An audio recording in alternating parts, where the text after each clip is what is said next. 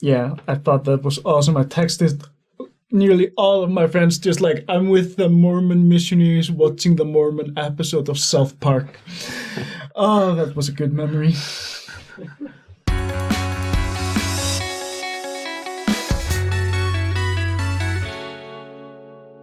Hey everyone, welcome back. Today we have two awesome special guests. One of them is all the way from Iceland. I didn't forget, I just wanted him to say it.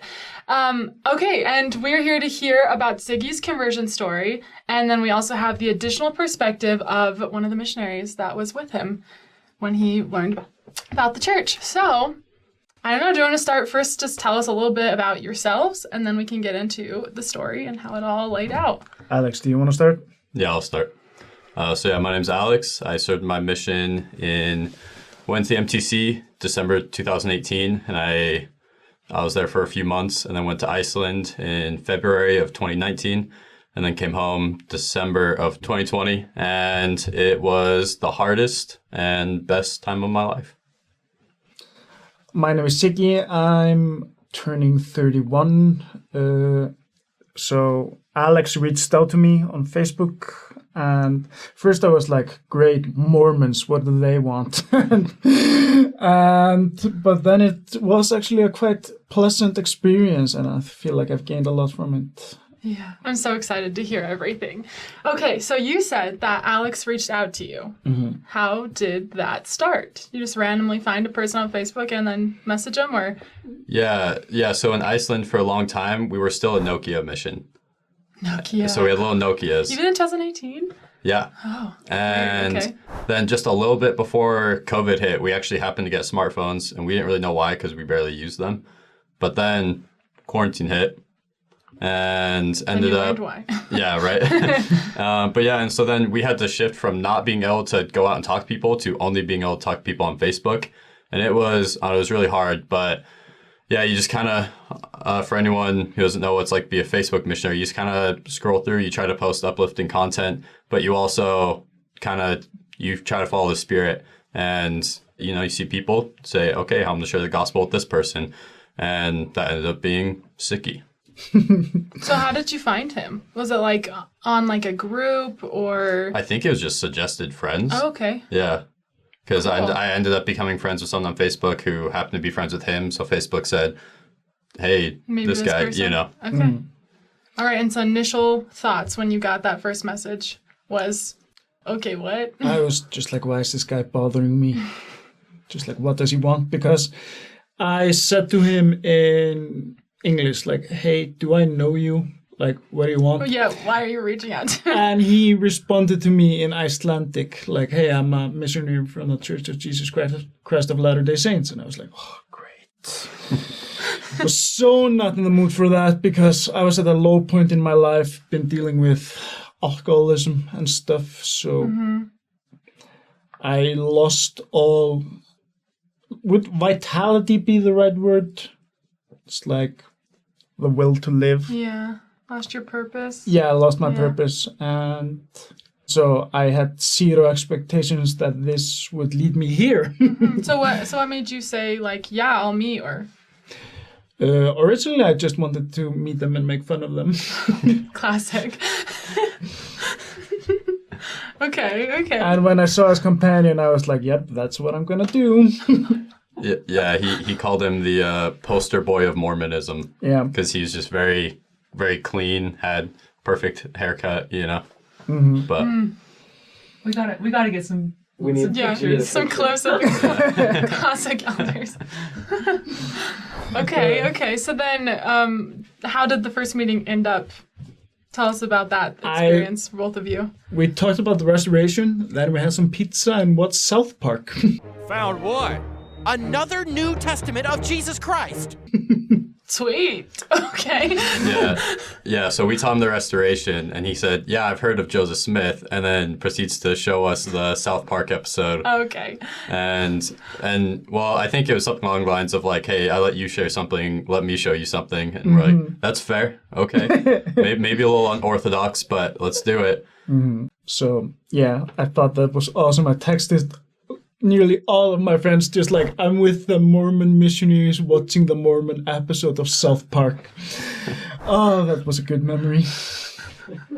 All right, so that first lesson is restoration, then South Park's perspective, Yeah. and pizza. Yeah. So how long did it take to go somewhere else? Or, I don't know, like, to me that sounds almost like, okay, if I was a missionary in that moment would be like, well, that was a interesting experience. Like, I don't know what... Maybe what I could share something yes, that stuck out to me was that during the lesson, or maybe it's a little, like, toward the end of the lesson, he said, or Siggi, you said something about, and I'm paraphrasing, but it was like, I can just feel something special or something, you know, there's something, and so, yeah, I think we kind of ended saying, when can we meet again? And you said, yeah, I want to hear more, whatever you guys have, I want to figure out what it is, something like that. Mm-hmm. So it's more of like a feeling in that moment than the actual, what was being taught for you? Yeah. Okay. Well, when they went into the three kingdoms of glory, because I've always feared death a lot. Okay. Made me fear death like a little less than I did.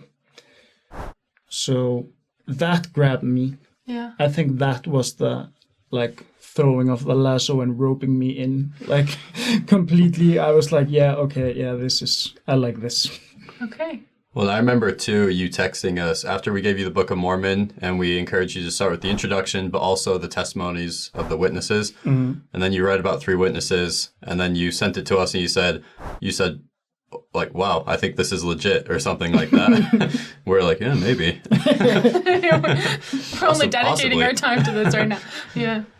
I know that eventually, since you mentioned before that there was, you're kind of in a low point dealing with alcoholism, kind of losing will in life. And as missionaries, I know that there's a lesson where you teach the word of wisdom. Do you remember that lesson? Do you remember what that was like? I mean, I already was at the point where I wanted to quit drinking. Okay. But it wasn't going really well because, it's an addiction. Yeah, so super hard. Yeah, there were some funny calls in between where they had to deal with me being not in the best place. So, but I'm very, how do you say it? I appreciate them not giving up on me. So that was great. Do you have any insights on that? Regarding that specific lesson, I think, when we brought it up, we mentioned coffee, and because coffee is a big part of Icelandic culture. Mm-hmm. It's just a time of the day called coffee time. Coffee time. Yeah, coffee time. and so that was our main worry. But then he kind of said, I don't like coffee. And we're like, oh, okay. Sounds good. I love when that happens. But yeah, we were aware of some of the other issues, but I think we talked to you about how the Spirit, just the gospel can help with it. Mm. And you said, you pretty much like, all right, let's give it a go. Mm-hmm. And then there were a lot of times throughout Siggi's progression throughout your progression that we didn't have to do anything, but you would call us, just not in a good headspace. Mm-hmm. But, just end up being able to talk and be there, I think is what helped. And it helped us a lot too, honestly. Mm.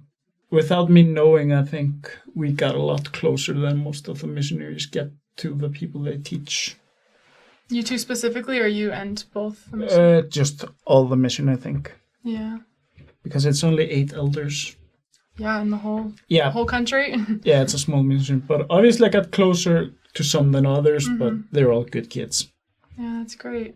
A lot of times when I hear conversion stories, sometimes there's family or friend struggles when someone is deciding to join the church. Was there any of that for you? No. No? Nothing. Wow. Okay, that makes it easier, right? Yeah. Yeah. All right, so next question. So you met together. Were you guys still meeting when you got baptized, or how long was that time? New missionaries, just what's that like? He had actually gone home. Okay, when I got baptized. So how long was it from your first lesson to your baptism? It was November 2020, and I got baptized February 2021. Okay. And now I know that a lot of times people have experiences where as the baptism gets closer, once they make the decision to get baptized, or right after they're baptized, or both? Sometimes it kind of feels like things get more difficult, whether it's maybe you're wondering if the faith that you've developed is as strong as you thought it was, or if just like things in your life in general are more difficult. Do you feel like you experienced that at all? Yeah, my alcoholism got way worse. It did? Yeah. And I mean, that's a thing I'm still dealing with. It's a disease that never goes away, but I've been clean for a long time, so... Congratulations. Thank you. And I owe it a lot to this guy right here. Yeah, it really helps to have that support. And God. Yes. Okay. And then I'm also curious to know from Alex's perspective. So you're talking about in that very first time you meet with Siggi, he's showing South Park, kind of saying like, I've heard about this Joseph Smith guy before. Let's watch this together. Was there anything in that sort of experience that caused you to learn something about Joseph Smith or church history in general that you didn't know of before that maybe was like concerning, or were you pretty aware? So I was pretty aware. I love history, specifically church history. And so that's ever since I was a kid. I've loved learning about church history. So all the good, the bad, whatever. Obviously, South Park isn't 100% factual or it's a little hyperbolic, but Right. I knew everything. And so I think that might have actually helped, the fact that I kind of had a previous knowledge with some of this stuff. 3 witnesses, Joseph Smith, everything. Maybe that helped a little bit. Yeah, I definitely think that, and from my experience too, when I was a missionary, that a lot of times the people that you're drawn to by the Spirit that you kind of find and teach, they can, like, it's almost like you guys were meant to go through this together. I think it's a really cool feeling that I've had. It kind of sounds like you guys have had that too. Mm-hmm. There is a topic that I would like to get into, that people are preordained to have hardships. It's like in the spirit world where you can say like, yeah, I need to become better at this, so when we come to this world, we have certain difficulties. Like, do you get what I'm saying? I think so. You can continue with it. I think I'll follow. Yeah, so like with my disability, I think I must have been very arrogant in the spirit world. And so I was ordained with this disability to keep myself humble. Do you want to let us know what that is, what that's been like? Yeah, I was born with only 2 fingers, which isn't that hard to spot, but and nobody really knows why. Something happened in the womb or something, and it doesn't limit me as long as I don't work as being like a shoe salesman where I have to tie shoes. Shoelaces all day. There's only one career you can't do. Yeah. Basically, besides that, I'm pretty good at everything. So, Yeah. But I think it was meant to humble me, because I'm not a very humble person, and I think I wasn't humble in the spirit world either. So I think there's a reason for everything. And also, the Icelandic mission president, or well, like he wasn't the president. He was a counselor. Yeah, so Iceland's part of the Denmark-Copenhagen mission. So we have our mission president in Denmark, and one of his counselors stays in Iceland, and so we kind of consider him our mission president because he's the only one we really ever see. Okay. So when he was 2 years old, he got his hand stuck in a meat grinder. And so one of his hands looks like my hand. And when I first saw him, I was like, hey, friend. So, I mean... Well, you guys bonded over that, though. Yeah. Yeah. Yeah, it's like a second father to me. That's so sweet. Even though he just said, I'm not going to be your Utah dad, he's like... I was Did like, he say that? Yeah, I was like, you're still my dad. Aww. Yeah, so... I That's mean... so sweet. I think that is too random to be random, you know? Yeah. Well, obviously, I don't know, but like, we're all given something that'll kind of humble us. Well, I remember when we were teaching, I think it might even been the lesson before we were planning on inviting you to be baptized, where we talked about baptism, I think in the Plan of Salvation. And you just asked, so when can I be baptized? And we kept our cool, but inside we're like, Yes. but Got him. yeah. Got him! You remember that? Yeah. Yeah. And so I think the humility plays a huge part in that. Yeah. And also we had a sister serving in Iceland that has a hand disability as well. So it's You're just surrounded by friends. yeah, so it's too many people who have a similar disability in such a small mission to make it random. Yeah, it's kind of like a, I don't know, like join our family where we all are like each other, and that's really cool. Yeah. Okay, well, I just want to say thank you guys so much for coming, and especially Siggi all the way from Iceland to be here. Thanks for having me. I mean, maybe not for the sole purpose, but maybe. That's really cool. Is there any like last thoughts that you have, maybe about your story, or just like advice that you want to give to anyone who may be going through anything similar to what you did or still are going through? I mean, through the atonement of Jesus Christ, everything is possible. I mean, I've done some sketchy things in my life, and I haven't treated people like they should be treated, and I feel like I wasn't irredeemable, but then I learned that Jesus is our Savior, and through His atonement, we can be forgiven. So I like that. And I feel like I changed my life like 180 degrees. So for anyone that's still struggling just with anything, the atonement, it just works wonders. So yeah. That's awesome. That's such a powerful testimony. Thank you so much. And Alex, do you have any last words to share as well? Yeah, I mean, I think, so while Siggi was kind of going through one of the low points in his life, I was going through one of the hardest in mine. You know, serving a mission in Scandinavia isn't typically a super easy thing. And especially with COVID going on, never really got to see people, stuck inside all day. And so I was just feeling super down all the time. And yeah, I don't know. So I think it was natural that we would find each other, both at low points. And I mean, through Siggi, my testimony has grown so much. I mean, scriptures say, I'm paraphrasing, but it's basically, even if one person comes unto Christ, how great will be your joy. And that's exactly how I feel. So if you're learning about the church, or if you are getting ready to serve a mission, whatever, just know that everyone's a missionary. Everyone's helping each other grow their testimonies. And it's, I don't know, one of the most beautiful things I've ever seen in my life. I love that so much.